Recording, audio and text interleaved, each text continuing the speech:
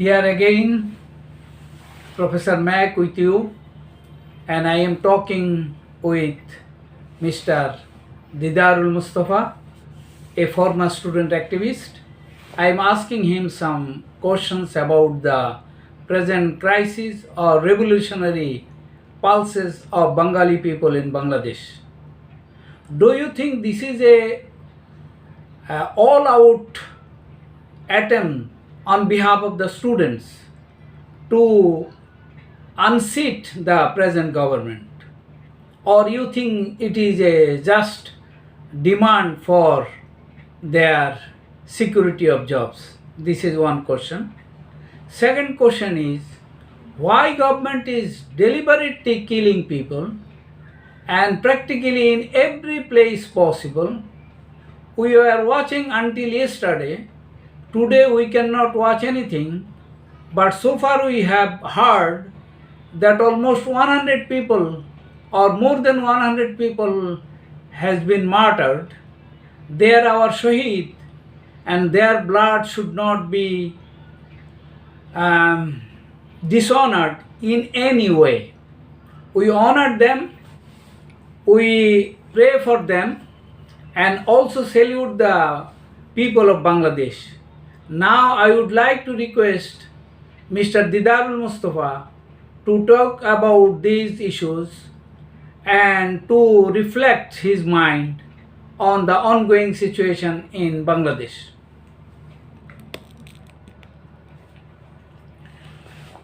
শুভেচ্ছা সবাইকে। আমি দীর্ঘদিন থেকে ব্যাংককে আছি। আমি বেশ কদিন ধরে কোটা আন্দোলন চলাকালীন সময় থেকে অদ্যাবধি খুবই উৎকণ্ঠার মধ্যে আছি। আমার একটা ছেলে ঢাকাতে আছে, সে আমেরিকান ইউনিভার্সিটিতে পড়ে, অন্যটা চট্টগ্রামে আছে।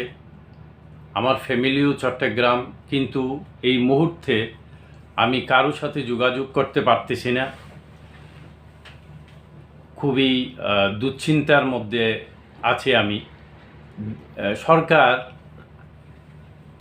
এই যে ছাত্রদের ন্যায্য একটা দাবিকে বেশ কদিন আগেই যখন শুরু হয়েছিল তখনই চাইলে আমার মনে হয় এটা একটা নিষ্পত্তি করে ফেলতে পারতেন, কিন্তু কেন জানি না উনি অ্যাভয়েড করে চায়না চলে গেলেন, কাউকে দায়িত্ব দিয়ে গেলেন না। আবার এদিকে ছাত্রদেরকে মোকাবেলা করার জন্য ছাত্র লেলিয়ে দিয়েছেন। এই জিনিসটা যে কত মারাত্মক আকার রূপ ধারণ করেছে তারা চিন্তাও করতে পারেনি।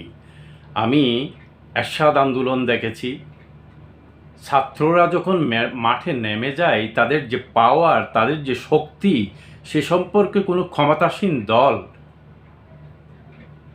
চিন্তাও করতে পারে না। আজকের সেই পরিস্থিতিটা উদ্ভব হয়েছে বাংলাদেশে, এবং শেষ পর্যন্ত তারা আলোচনায় আসতে চেয়েছেন, কিন্তু অনেক রক্তক্ষরণের পর। এই রক্তক্ষরণের রক্ত ঝরা বাংলাদেশে তাদের সাথে যে ওরা আলোচনায় যাবে, এটা আমার কাছে মনে হয় না। কারণ রক্ত ঝরার আগেই যদি তারা বসতো তাহলে এটা একটা সুন্দর সমাধান করা যেত। আমার মনে হয় এই বাংলাদেশের সরকার অনির্বাচিত সরকার। আমি কতদিন হয় জানি না, আমি অধ্যাপনা করেছি, তখন আমি ভোট কালেকশন করেছি, কিন্তু ভোট দিতে পারিনি। অনেক দিন থেকে আমি ভোট দিতে পারি না। এই যে ভোটহীনতার একটা যে সংস্কৃতি বাংলাদেশে গড়ে উঠেছে, নিজেদেরকে ক্ষমতায় বসাচ্ছে, এটার একটা সমাধান ছাত্ররা এখন চাইতেছে। আমার মনে হয় এটা হবেই। ছাত্ররা যখন চায়, যুগে যুগে ইতিহাস এরা ভুলে যায়, ক্ষমতায় থাকলে ইতিহাস ভুলে যায়। ক্ষমতায় এই যে ছাত্ররা মাঠে নেমে গেছে, তাদের সম্পর্কেও তাদের কোনো ক্ষমতা মানে এরা অ্যানালাইসিস করতে পারে নাই। ছাত্ররা এই যে বর্তমান পরিস্থিতিতে এখন কি করা উচিত, এটা আসলে আমি সাধারণভাবে বুঝতেছি না। আমি শ্রদ্ধেয় অধ্যাপক, আইন বিভাগের অধ্যাপক ডক্টর মনিরুল আহসান খান সাহেবকে এই বিষয়ে একটু বলার জন্য অনুরোধ করছি। Today I am here to listen you. I don't like to talk too much. I was rather interested to listen you and let the people to know your views. You see what you have said, they deliberately push the country to this crisis because they are unelected government.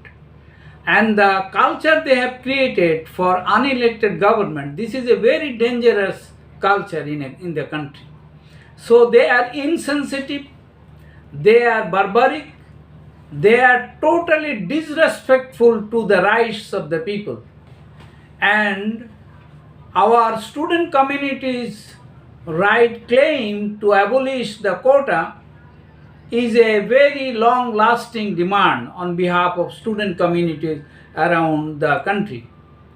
Initially it started in the public universities, then it spread out all over Bangladesh. Now student communities were joined by the masses. So it is not that fringe group of people are trying to protest. Rather, mainstream people are coming forward to show their anger and dismay to the government decisions to disregard and disrespect the rights of the people. It is the high time to come forward together and give this unruly and barbaric governmental machineries to reform themselves, but they will not reform themselves. What do you think, late former Professor Didarul Mustafa? Do you think this government can be reformed? Do you think this revolutionary situation will rise up to a level this government will be dethroned, will be destabilized completely, and they will simply give up their power? So I like to know from you, what do you think, whether this government will be toppled soon?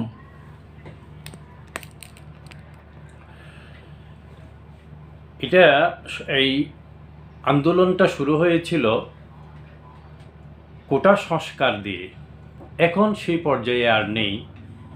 এটা